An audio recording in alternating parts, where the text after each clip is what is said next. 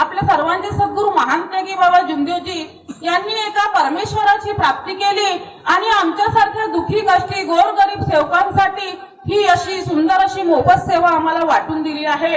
आणि या सेवेचा लाभ आपण प्रत्येक सेवक आणि सेविकाताई घेत आहोत आणि या मानव धर्मामुळे आपण आपले जीवन आपला परिवार हा खूप सुंदर असा सुखी समाधानी जीवन जगत आहोत।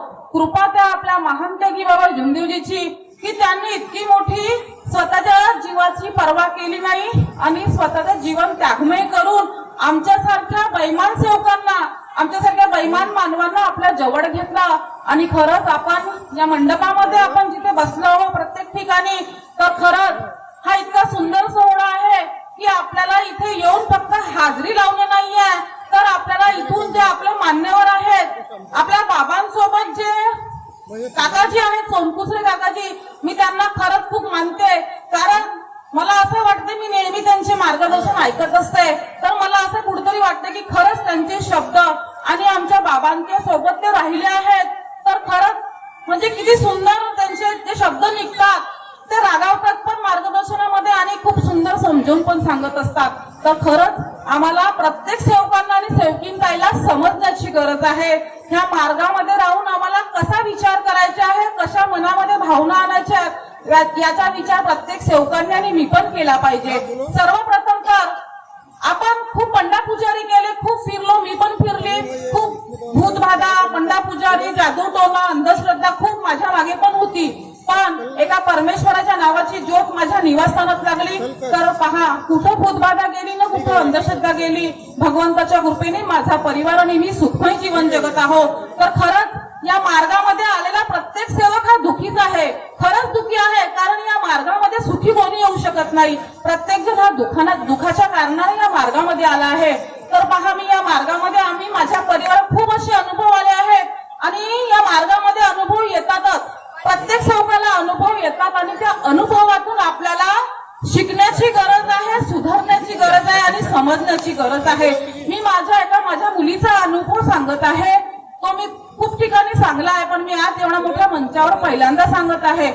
एक दिवस माझी मुलगी ही नागपूरला नीटचे क्लासेससाठी गेली होती 2 वर्षापूर्वी तर तिचा एक दिवस मला फोन आला ती फोनवर रडू लागली मम्मी म्हणे मी इथं शिकू शकणार नाही मला घरी यायचं आहे। मला विचार पडला की माझी मुलगी रोज माझ्यासोबत बोलते पण आज ही का रडत आहे तर मी तिला म्हटलं बेटा काय झाला का रडून राहिली मम्मी म्हणे मी इथे राहूच शकत नाही मला घरी यायचं आहे मला मारून टाकतील म्हणते असे शब्द बोलले तिने। मला विचार आला की आपण एवढ्या भगवंताचे भक्त एवढे परमेश्वर आमच्या सोबत आहे ना माझी मुलगी अशी का बोलत आहे।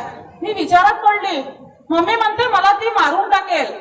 मला खूप धक्का पोहोचला की काय झाला मम्मी म्हणते मला मग ती म्हणते पप्पांना मम्मी लवकर पाठव मी घरी येतो म्हणते मी काय शिकत नाही काहीच नाही म्हणते मी इथं राहीन तर माझा काही होऊन जाईल म्हणते। तसेच मी पतिदेवांना नागपूरला गाडी घेऊन पाठवली शनिवार दिवस होता माझे पतिदेव गेले माझ्या मुलीला घेऊन आल्यावर ती घरी आली आणि तिने घरी आल्यावर शनिवार दिवस असल्यामुळे चर्चा बैठकीचा दिवस होता। आमच्या गावाकडे प्रत्येक आठवड्याला शनिवारला चर्चा बैठक होत असते तर आम्ही पूर्ण परिवार जेव्हा जमेल आम्ही प्रत्येक शनिवारी चर्चा बैठकीला जात असतो कारण आम्हाला शिकण्याची गरज आहे। तर माझ्या मुलीने पहिले मला फोनवर सांगितलं की मम्मी मला सारखी चुडेल दिसते सारखी मला चुडेल दिसते। तर मी म्हटलं चुडेल म्हणजे कोणता प्रकार आहे हा माझ्या पोरीला चुडेल काय दिसत आहे कारण आमच्या बाबांनी अंधश्रद्धा दूर केली आणि हा कसा प्रकार आहे मला काय समजत नव्हता। मी म्हटलं कुठं चुका झालं बाबा म्हटलं माझ्या पतिदेवांना सांगितलं मी आपण कुठं चुकलो आम्ही विचार करत बसलो की आमच्या चुका झाल्या कुठे। मग माझी मुलगी आली आणि सरळ चर्चा बैठकला गेलो। चर्चा बैठकला गेल्यावर माझी मुलगी 15-20 मिनिटं तिथे चर्चा बैठकला अध्यक्ष साहेबांनी तिला विचारलं अनुभव सांग बेटा म्हणे। तर माझी मुलगी तिथे रडू लागली अर्धा तास ती रडली म्हणे काकाजी म्हणे मला नुसतं मी जेव्हाही झोपायच्या वेळेस किंवा जेव्हाही डोळे बंद करीन तेव्हा माझ्या डोळ्यासमोर म्हणे चुडेल दिसते म्हणे आणि ती म्हणजे 8 दिवसापासून मला खूप त्रास देत आहे म्हणे। आम्हाला हा प्रकार काही समजत नव्हता की एवढ्या मोठ्या आमच्या भगवंताची एवढी मोठी शक्ती आहे ना असं का घडून राहिलं आमच्या परिवारावर। तर मग अध्यक्ष साहेबांनी सांगितलं तिला की बेटा कुठेतरी चुका झाल्या असेल किंवा कुठेतरी तू चुकली असशील, तर ती म्हणे हो काकाजी होऊ शकते, मी चुकली असेल. ती खाली बसली. पहा, आपण म्हणतो ही आपली भगवत कार्याची चर्चा बैठक ही जागृत आहे, कारण या चर्चा बैठकीमध्ये भगवंत उपस्थित असतात. खरंच आहे, उपस्थित असतातच आणि हे आपल्याला मान्य करावंच लागेल, कारण आपण चर्चा बैठकीमध्ये कसेही वागलो कसेही बोललो तर परमेश्वर आपल्याला पाहून राहिलाय. आपल्या प्रत्येक क्षणाक्षणाला आपण काय करत आहोत तो भगवंत आपल्याला पाहतच आहे, हे प्रत्येकाने लक्षात ठेवायला पाहिजे. ती खाली बसली आणि तिला परमेश्वराने जागृती दिली. तिला पटकन तिची चुकी आठवली की त्यावेळेस तिने काही सांगितलं नाही, पण आम्ही जेव्हा घरी आलो तर माझी मुलगी म्हणते, आई मम्मी म्हणते मला माझी चुकी आठवली. म्हटलं सांग बेटा कोणती चुकी आहे. मम्मी म्हणे आमच्या कॉलेजमध्ये गणपती बसला होता म्हणे, आणि गणपती बसला असताना म्हणे तिथे आरती व्हायची म्हणे रोज म्हणे. तर आपण मानव धर्माचे सेवक आपल्याला आपण पूर्ण देवी देवता सोडलेलो आहोत. तर ती म्हणे की मी माझ्या मैत्रिणी सोबत त्या आरतीमध्ये सहभागी झाली होती आणि त्या गणपतीच्या आरतीमध्ये मी भाग घेतला आणि त्या गणपती समोर मी टाळ्या वाजवल्या आणि मनामध्ये भाव निर्माण केला. पहा, माझ्या मुलीची एवढी मोठी चुकी झाली की तिने एका भगवंताला सोडून तिने अनेक देवी देवींचा विचार फक्त भावना निर्माण केली आणि पहा तिच्यावर इतका मोठा वाईट प्रसंग आला. आणि माझी मुलगी कधी कधी माझ्या बहीण लेकीसोबत बोलताना प्रत्येक वेळेस चुडेल शब्द वापरायची. ते दोघंही एकमेकाला चुडेलच शब्द बोलायचे. तर ती पण चुकी मला पटकन आठवली. बेटा म्हटलं एवढी मोठी चुकी करून बसली, एवढा मोठा परमेश्वर आपल्या सोबत आहे म्हटलं. आणि मग आम्ही ही चुकी तिची समोर आली आणि मग माझ्या पतिदेवांसोबत आम्ही चौघही जण रात्री माझ्या पतिदेवांच्या शब्दानुसार आम्ही पहाटे उठलो आणि भगवंताला परिवार घेऊन आम्ही एका तासामध्ये 3 वेळा विनंती केली आणि परमेश्वराला माफी मागितली. पहा, 3 वेळा एका तासामध्ये 3 वेळा माफी मागितल्यानंतर माझ्या मुलीला आजपर्यंत ती चुडेल दिसलीही नाही आणि म्हणजे असे कोणती भीती काहीच निर्माण झाली नाही. आणि ह्या परमेश्वराच्या कृपेने माझ्या मुलीचा नंबर भिलायला लागला आणि माझी मुलगी आज डेंटिस्ट डॉक्टर म्हणून शिक्षण घेत आहे.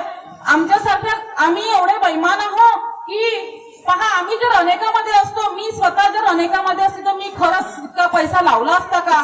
आमचे मुलं कुठं गेले असते, माझा पती कुठं गेला असता? आपण प्रत्येक सेवकाने आठवण करा की आम्ही किंवा सेवकींताईंना बी आठवण करा की आम्ही मार्गात यायच्या वेळेस आमचा नवरा जेव्हा दारू पिऊन यायचा तेव्हा आमची एवढीशी पण इज्जत नव्हता करत, आम्हाला शिव्या गाडी द्यायचा, मारायचा. ते दिवस प्रत्येकाने आठवलेच पाहिजे की मी कशी होती आणि आज या मार्गामध्ये आले आणि मला किती सुंदर अशी स्वाभिमानी जीवन मी जगत आहे आणि आपला परिवार किती सुखमय जीवन जगत आहे, हे प्रत्येकाने लक्षात ठेवायची गरज आहे. म्हणून जेव्हाही आपण या कार्यक्रमामध्ये येतो तेव्हा या कार्यक्रमातून आपल्याला काहीतरी चांगले घेऊन जायचे आहे. खरंच आपण आपल्या परिवाराचा सर्वप्रथम तर आपल्याला आपला परिवार सुधारायचा आहे. मला पण माझा परिवार सुधारायचा आहे. माझे मुलं कसे वागतात, माझी मुलगी कशी, माझा पतिदेव, माझी पत्नी जे पण आपल्या परिवारात कसे खरंच चांगले वागून राहिले का? आणि मेन म्हणजे आपण परिवारामध्ये दोघं पती पत्नी, खरंच आमच्या पती पत्नीची एकता आमच्या घरामध्ये आहे का? माझे पती माझे ऐकतात का किंवा माझी पत्नी माझी ऐकते का? आमचे विचार जर चांगले असतील ना तर खरंच आमची मुलं हे योग्य मार्गानेच लागतील. आणि जर आम्ही पती पत्नी एकमेकांना शिवा देत असून किंवा काही वाईट शब्द बोलत असून तर आमच्या घरामध्ये कधीही भगवंत राहणार नाही, हे प्रत्येकाने लक्षात ठेवा. आणि एवढ्या मोठ्या आपण कार्यक्रमामध्ये आलो आहोत तर खरंच इतका सुंदर सोहळा आपल्याला पाहायला मिळत आहे. इथे खूप सुंदर सुंदर मार्गदर्शन होणार आहेत आणि खूप चांगले चांगले शब्द इथे आपल्याला ऐकायला भेटणार आहेत. तर खरंच आहे, आपण आपल्या परिवारामध्ये, आपल्या सेवक परिवारामध्ये कसे वागायचे ते प्रत्येकाने विचार करा. दुसऱ्यांना दोष द्या. बाबांचे पहा, बाबांच्या 5व्या मार्गदर्शनामध्ये बाबांनी स्पष्ट सांगितलं आहे की आपल्यावर जर दुःख आहे तर दुसऱ्यांना दोष द्यायचा नाही, कारण दुसऱ्यांना आपण दोष देऊ शकतच नाही. कारण माझे कर्म जर चांगले नाही आहेत तर मी दुसऱ्यांना दोष देऊन काही अर्थ नाही आहोत. आणि जर खरंच माझे कर्म जर चांगले असतील, मी सकाळपासून विनंती केल्यावर मी खूप चांगली वागत असेल ना तर माझा भगवंत 24 तास माझ्या सोबत आहे. हे प्रत्येक सेवकांनी आणि सेवकीताईंनी विचार करा. आपण सकाळपासून कसे वागत आहोत? बघा, सकाळी विनंती, सायंकाळी प्रार्थना केल्याने होणार नाही आहे.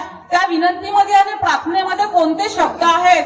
खरंच आपल्याला आपल्या अंतरात्मेतून ते शब्द बोलतो आपण भगवंतासमोर, तर त्या शब्दाची पूर्तता आपल्याला करता आली पाहिजे. आपण सकाळपासून आपल्या जे हाताने कार्य होतात ते कार्य आपण क्षणाक्षणाला भगवंताला समोर ठेवून कार्य करा, तेव्हाच भगवंत आपल्या प्रत्येक कार्यात आपल्याला यश देणार आहेत. आणि मी प्रत्येक सेवक भाऊ सेवकींताईंना विनंती करते की बाबांनी जे आपल्याला आदेश दिले आहेत त्या आदेशाच्या आपल्याला वेळोवेळी पालन करायचं आहे. मला पण करायचं आहे, माझ्या परिवारात पण करायचं आहे. आणि जे वेळोवेळी मंडळाचे आदेश निघतात त्या आदेशाचा पण आपल्याला वेळोवेळी पालन करायचं आहे. एवढे बोलून मी आपल्या शब्दाला इथं विराम देते. जी मी एक बैमान सेविका आहे. माझ्या हाताने बोलण्या चालण्यात लेनदेन व्यवहारामध्ये चुका होत असतात, कारण मला शिकण्याची गरज आहे आणि मी मरेपर्यंत शिकणारच आहे. आणि मला चांगलेच विचार ठेवायचे आहे सर्वांबद्दल. तुम्ही पण चांगले विचार ठेवा.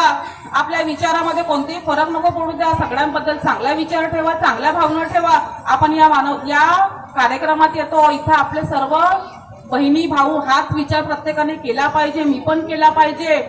आपल्या आया बहिणी आहेत, आपले वडीलधारी आहेत, सर्वांनी सगळ्यांकडे मर्यादेनेच पाहिलं पाहिजे. एवढे बोलून मी आपल्या शब्दाला विराम देते. जी माझ्या बोलण्यात जर काही चुका झाल्या तरी मी सर्वप्रथम भगवान बाबा हनुमानजीला क्षमा मागते, महान तेगी बाबा जुंदी क्षमा मागते, आईला माफी मागते. आजचे मान्यवर साहेब, समोर बसलेले सेवक सेविका, बालगोपाल सर्वांना माफी मागते. जी सर्वांना माझा आदरपूर्वक नमस्कार. धन्यवाद पटेताई, आपण खूप अमूल्य विचार आपला